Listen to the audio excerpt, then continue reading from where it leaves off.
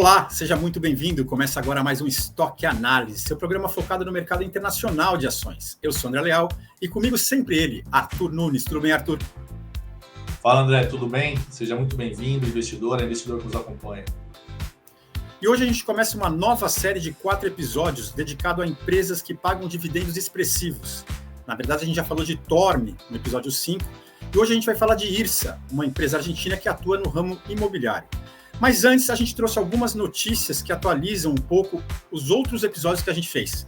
Olha só, NVIDIA, OpenAI e Microsoft estão sob investigação. A transparência das atividades das grandes empresas de tecnologia tem estado sob discussão, aumentando a pressão por regulamentações mais severas. As preocupações crescentes sobre o impacto do desenvolvimento da inteligência artificial no panorama corporativo e social fez com que os órgãos fiscalizadores entrassem em ação. O objetivo das investigações é remodelar as práticas de mercado dentro do setor de IA, regulamentar o desenvolvimento e a aplicação para benefício da sociedade sem comprometer a concorrência justa no mercado. A expectativa de empresas e consumidores é que os resultados possam equilibrar os avanços tecnológicos com garantias de competição leal e proteção de dados. E aí, Arthur, quer comentar essa notícia? Vamos lá, né? Eu acho que acaba confirmando um pouco o que a gente falou na matriz SWOT, tanto da Microsoft como da NVIDIA, né? Elas correm um risco regulatório sério.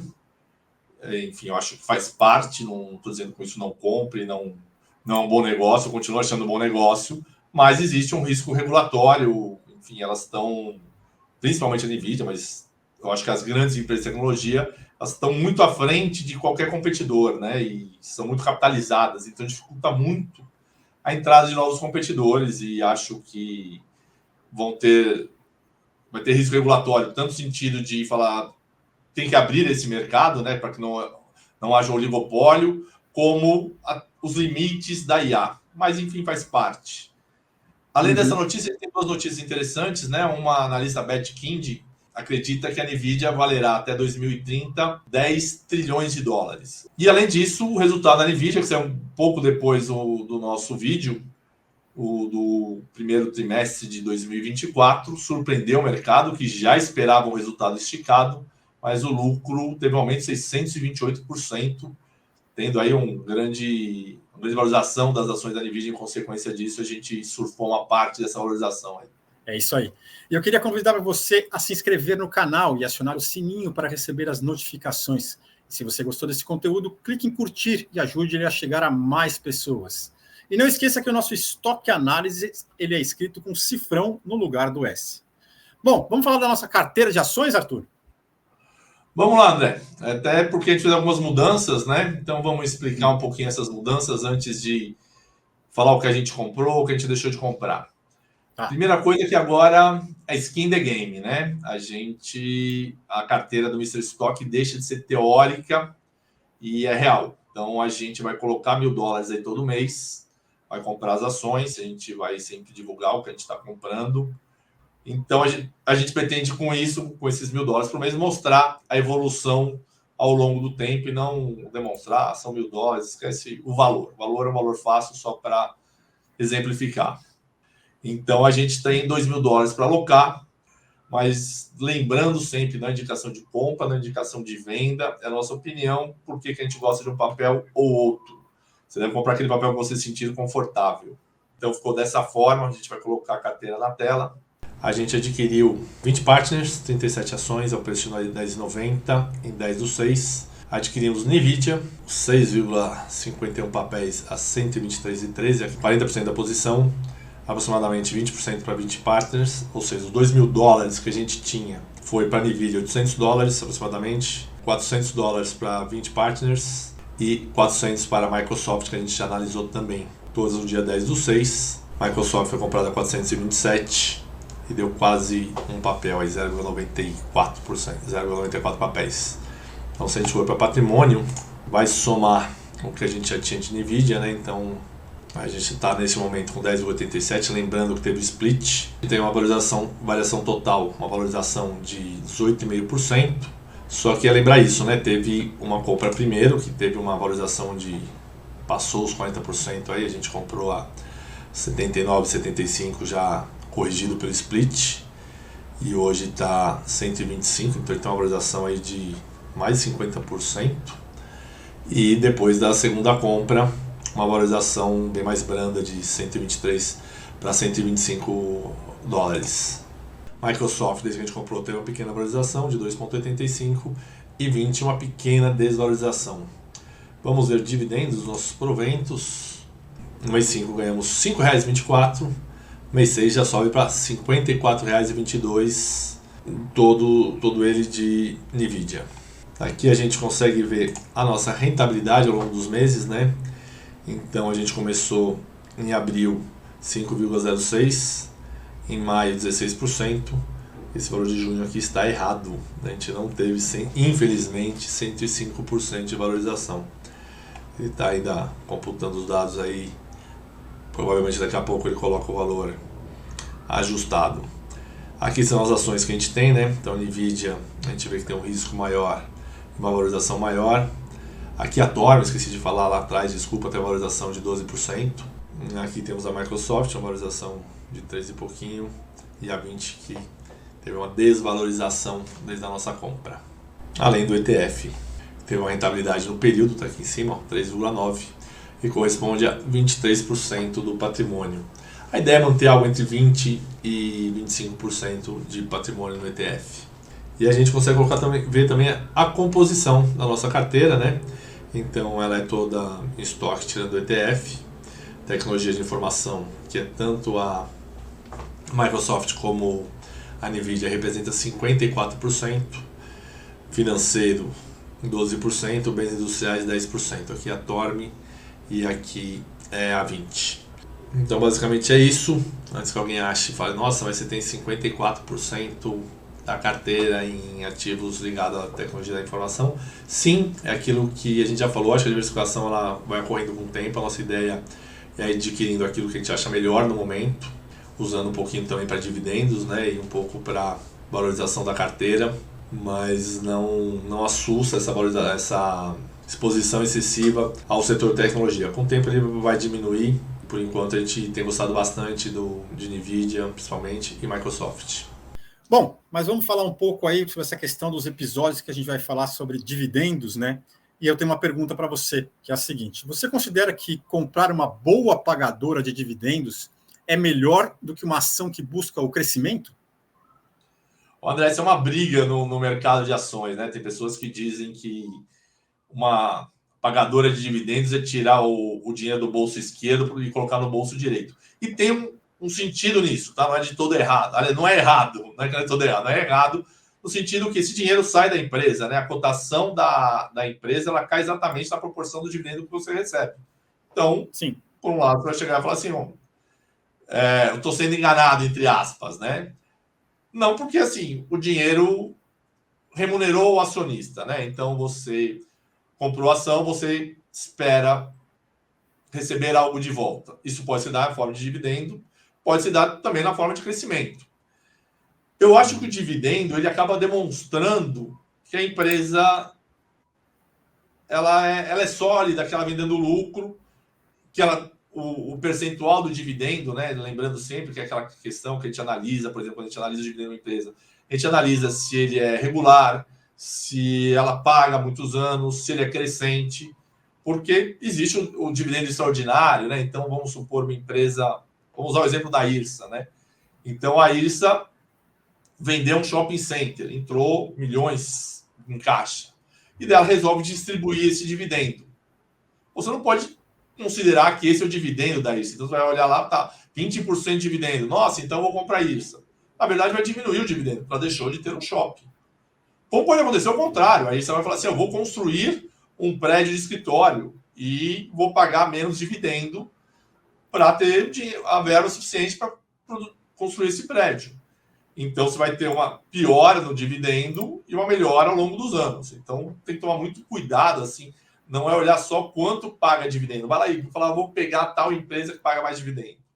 Você tem que analisar o histórico desse dividendo, por que esse dividendo está extraordinariamente grande, extraordinariamente pequeno. Então, você pode pegar uma empresa com um dividendo extraordinariamente pequeno e ser o melhor negócio.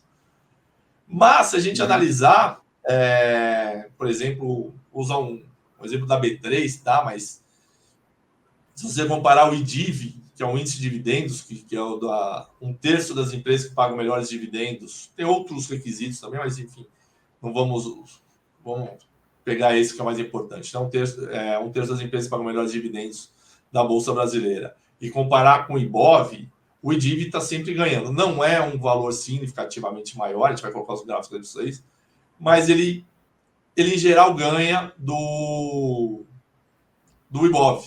Ainda que haja também empresas que estão nos dois, né? Por exemplo, o Vale e Petrobras vem pagando bons dividendos e são as ações mais negociadas da Bolsa Brasileira, então também estão no IBOV. Então existe uma intersecção entre elas, né?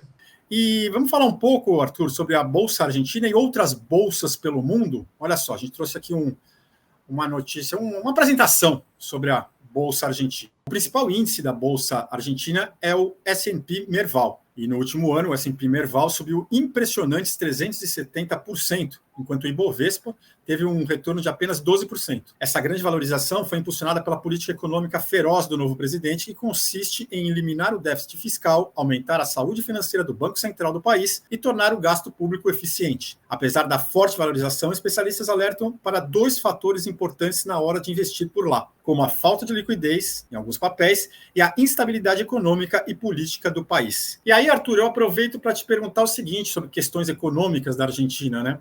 É seguro investir numa empresa argentina diante de tanta crise? André, eu acho que a gente tem que analisar o quanto você está pagando, né? O múltiplo que você está pagando. Eu, evidentemente, não pagaria numa empresa argentina de forma geral, tá? Acho que tem que ser visto caso a caso. Mas eu não pago numa empresa argentina o valor que a gente pagou na Nvidia, que está 70 vezes o lucro, se eu não me engano. Quando a gente fala de IRSA, a gente está falando de uma empresa que está pagando um PL de 2,5, que o PL é preço sobre lucro, tá? De 2,5 vezes. Então, ou seja, com o lucro atual, em 2 anos e meio, você teria o teu investimento de volta, que é um valor bastante reduzido, né?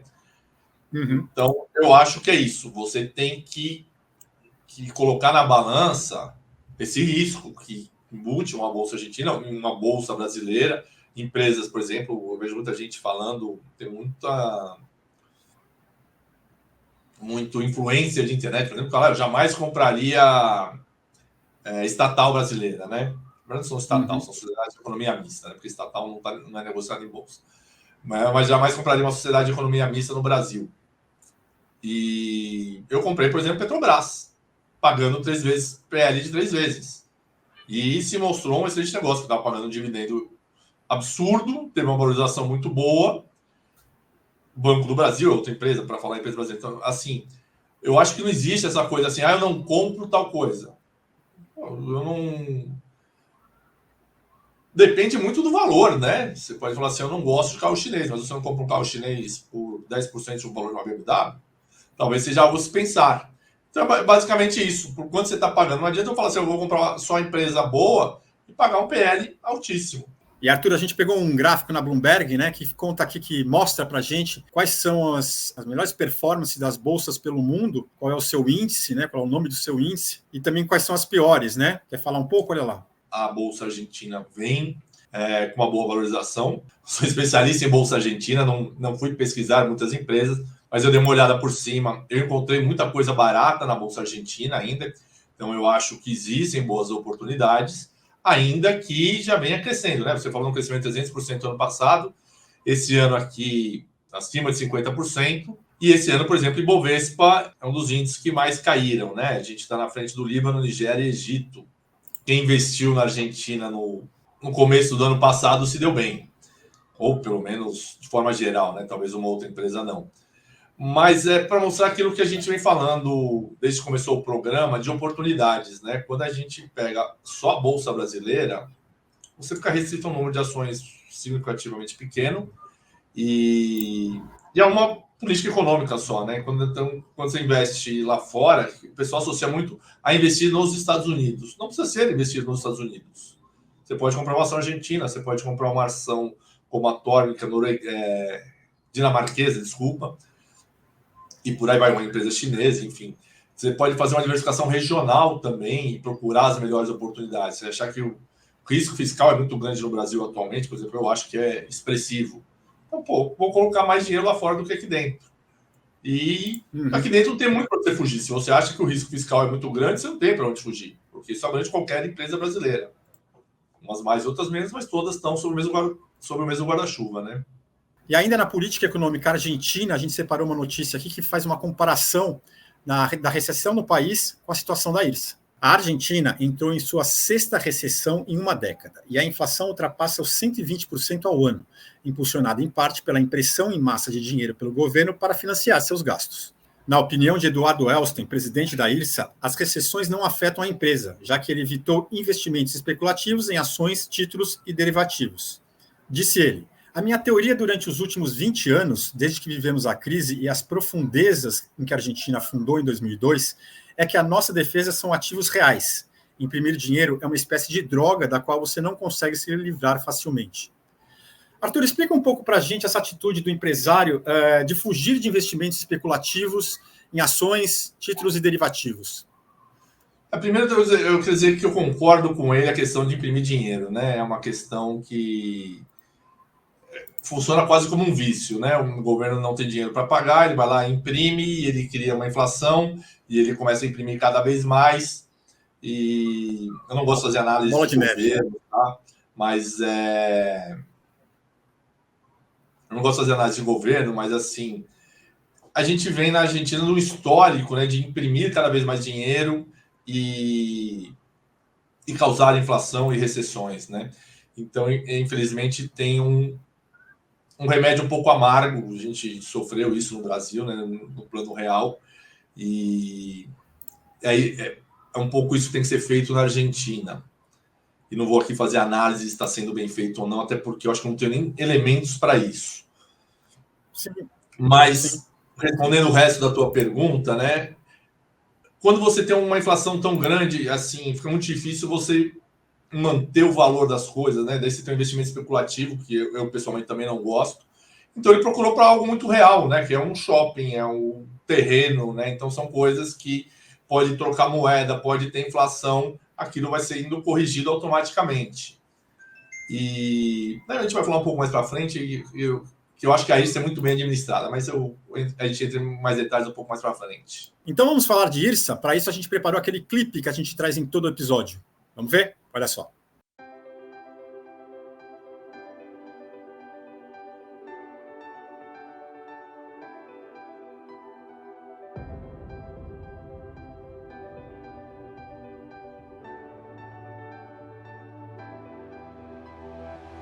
A IRSA é a maior empresa argentina de investimento imobiliário e foi fundada por Eduardo Elsten no ano de 1943.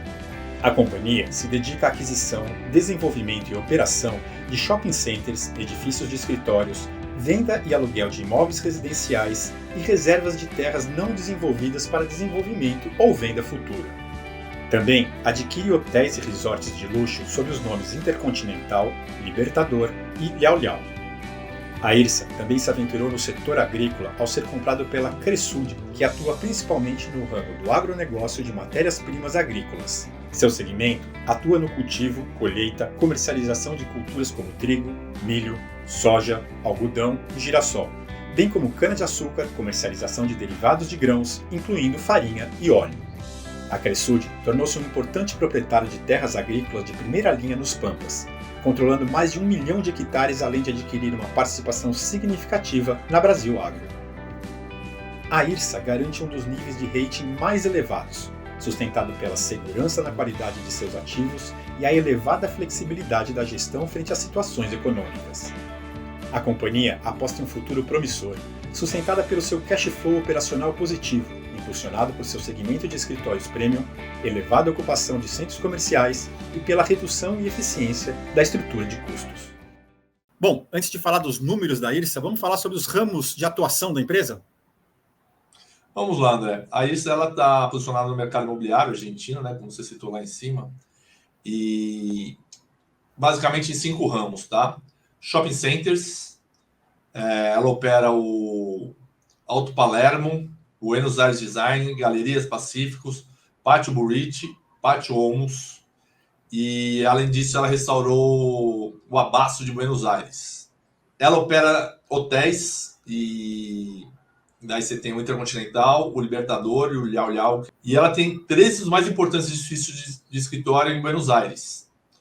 E tem uma taxa de ocupação absolutamente surpreendente, que eu falei assim, né, que ela aparenta administrar muito bem seus imóveis, né? A taxa de ocupação é de 97%. Além disso, ela tem torres de apartamento, imóveis residenciais, adquire terras não desenvolvidas ou para desenvolver ou para venda futura, né? Acho que até um pouquinho de especulação que ele disse que não faz, né? Mas é isso, né? Pega uma terra, espera valorizar e revende. Mas os principais negócios são os 3 primeiros: os shoppings, os prédios comerciais e os hotéis. Arthur, eu vou te dizer que o Liao Liao que tem em Bariloche é sensacional, é maravilhoso. Interessante. Você já esteve lá, não? Não, eu vi muitas fotos, eu vi num catálogo deles. Legal, mas é bom saber. Então, próxima viagem para Bariloche, agora... o André recomenda o Liao Liao, que pelo menos por fotos aparenta ser sensacional. De vista. Bom, vamos falar então agora da matriz SWOT de IRSA, começando pelas forças? Vamos lá, André. Eu acho que uma das grandes forças da IRSA é a capacidade de se adaptar, né? Como a gente citou um pouquinho antes, né? A Argentina passou por um monte de recessão, situação econômica bastante complicada, e a IRSA veio galgando, aí, veio crescendo no mercado. Ela tem um corpo diretivo aí, na minha opinião, bastante competente e conseguiu passar por esses momentos difíceis. Vamos para as fraquezas? Então vamos lá. Eu acho que não é nem exatamente uma fraqueza, né? Mas o desempenho operacional desse último trimestre, né? A gente vai falar um pouquinho mais à frente com mais detalhes, ele decepcionou um pouco. O último trimestre não trouxe crescimento, muito pelo contrário, ele trouxe uma queda. E as oportunidades? Eu acho, é aquilo que a gente falou, né? A crise, ela também gera muitas oportunidades, né? Ela gera ativos baratos, a situação da Argentina se estabilizando, já está tendo uma melhora no mercado imobiliário argentino, né? E a IRSA, com tantas propriedades, ela pode surfar essa onda. Mas ainda existem ameaças. Ainda existem ameaças, e daí vem novamente a questão da crise, né? A gente já teve, eu vou citar 2 ameaças, né? A gente teve em 2004, se eu não me engano, com a Cristina Kirchner, a nacionalização dos fundos de pensão na Argentina. E tivemos agora, com a crise da Covid, né? Por exemplo, uma dificuldade de cobrar aluguéis, proibiram de... No Brasil também tivemos algo parecido, né? Proibiram despejo, etc. e tal, e evidentemente quem tem um monte de imóvel e fala assim, agora você não pode cobrar aluguel, ele tem do outro lado um boleto para pagar, né? Então também complica. A gente não vê esse risco imediato, mas a gente sabe que a Argentina, isso é uma possibilidade de acontecer, que acontece com mais frequência que outros países. É isso aí. Bom, vamos então para a análise de IRSA. Então é isso aí, vamos falar de IRSA. Ela é negociada na Bolsa de Nova York e na Bolsa de Buenos Aires. Não dá para adquirir via BDR no Brasil. O ticker é IRS. O valor atual 9,71, hoje é dia 13 de junho. Nos últimos 12 meses tem uma valorização bem expressiva aí de quase 44%, porém uma queda significativa aqui no mês atual, né, de mais de 9%. Então quem se interessar aí de repente pode ser um ponto de entrada interessante. O dividend yield está muito alto, 16,74, excelente. A gente tem um PL bem reduzido, que é excelente, 2,52. O preço do valor patrimonial de 0,5 aproximadamente, né? Metade do que vale o patrimônio atual dela. E o preço da firma sobre EBIT, 2,62. Tudo aqui a gente acha excelente. O histórico de dividendo já não é tão bom, né? Se a gente puxar aqui, ó, a gente vê que faltam alguns anos, né? 2024, 2023, 2022, 21, 20 some. Tem anos que paga bastante, tem anos que não paga ou paga muito pouco. O payout é baixo, então se não compromete, a gente não vê ela pagando mais do que ela lucra. Então, dentro dos nossos parâmetros, né, a gente vai dar uma nota regular para o histórico de dividendo e uma nota excelente para os dividendos, como o EV/EBIT. Para o indicador de endividamento, ela é caixa líquido, né? A gente vê aqui que a dívida é negativa, então se a gente puxar aqui a dívida bruta 104 milhões, tem 251 milhões, então tem 146 milhões de saldo. Indicador de eficiência, a margem líquida é maravilhosa, excelente. De rentabilidade, temos um bom ROI, aí pouco acima de 20%, e ela peca aqui no crescimento. Nos últimos 5 anos a gente teve um decréscimo de pouco mais de 20% por ano. Aqui a DRE da empresa, né? A gente vê que ela varia bastante, né? Aqui 2017, vamos deixar só o lucro para ter uma ideia, né? 2017, 18 teve um lucro bem alto, 19 despenca, 20 sobe, 21 despenca, 22, 23 com lucro. Mas é um pouco consequência aí do país onde ela está inserida, né? Que também tem políticas econômicas que ajudam a fazer esse monte de variação. Vamos falar um pouquinho da forma de Graham, né? A gente não utilizou a forma de Graham nas empresas de tecnologia, né? Ela, segundo o Graham, dá o valor intrínseco da empresa, mas para a empresa de tecnologia que tem o seu PL, o valor patrimonial muito esticado, acaba não fazendo muito sentido, né? Aqui a gente, então, a forma de Graham, a gente vai pegar 22,5 multiplicar pelo valor patrimonial por ação e o lucro por ação. O lucro por ação é 3,86 e o valor patrimonial por ação 18,97. A gente multiplica e tira a raiz quadrada. Então a gente teria um valor intrínseco aí de 40,5. Como ela está 9,71, teria aí um upside muito grande pela frente. Arthur, deixa eu fazer uma pergunta. Você tem IRSA na sua carteira? Eu tenho, André. Eu adquiri IRSA no final do ano passado, em 15 de dezembro do ano retrasado.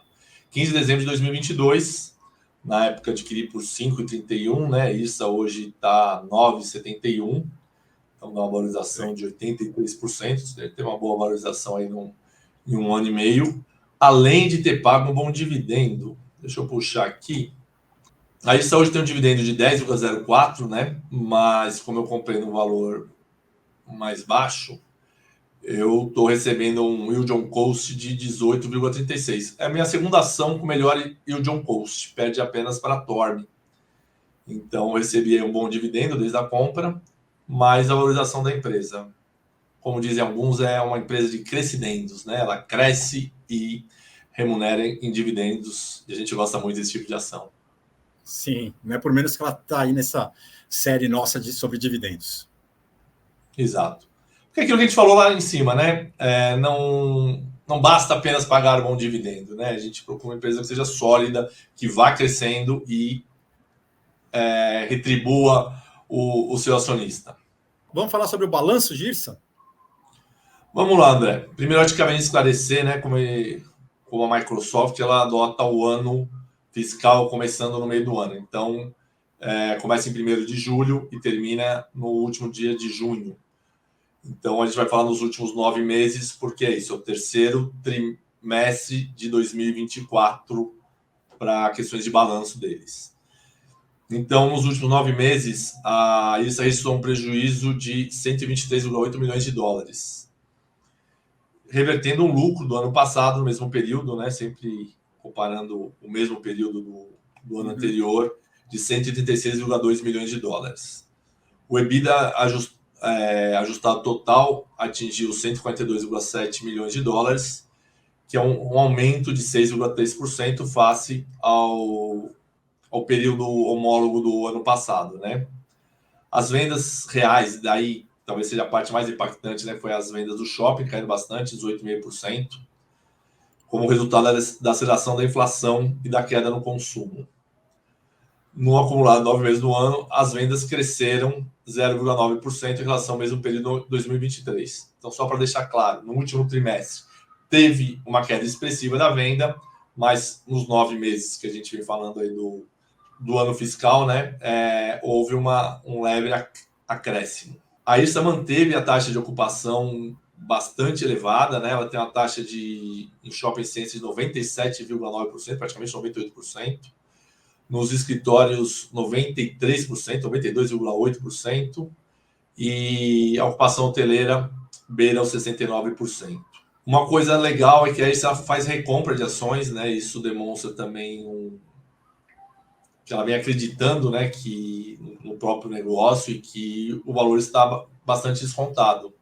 Então, ela fechou agora um programa de recompra de ações, já abriu um novo programa de recompra de ações, eu acho que pode ser comprar até 10% das ações da empresa, tem outras regras, mas, enfim, passa uma mensagem boa, né? Passa uma mensagem que a gente está acreditando no negócio, está acreditando que as ações estão baratas, e é uma forma de aumentar os dividendos indiretamente, né? Então, se você é dono de 1% da empresa e a empresa recompra 10% das ações, você passa a ser dono de 1,1% da empresa, né?